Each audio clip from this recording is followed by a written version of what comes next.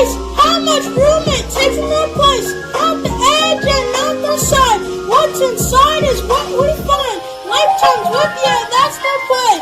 Multiply them, that's the way. Line it up and don't delay. Now you got your area. Area, fill it up. Count the space inside the stuff.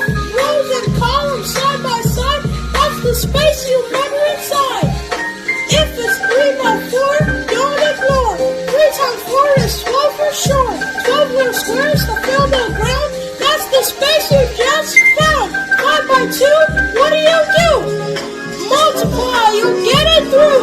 5 times 2 is 10, my friend. That's the space from end to end. Count the squares, row by row. That's how all the answers show. Big or small, thick or thin, area tells us what fits within. Area, now you know. Multiply and make it show. Length and width, that's the key. Now you solved it easily. Area, loud and clear. You just leveled up right here.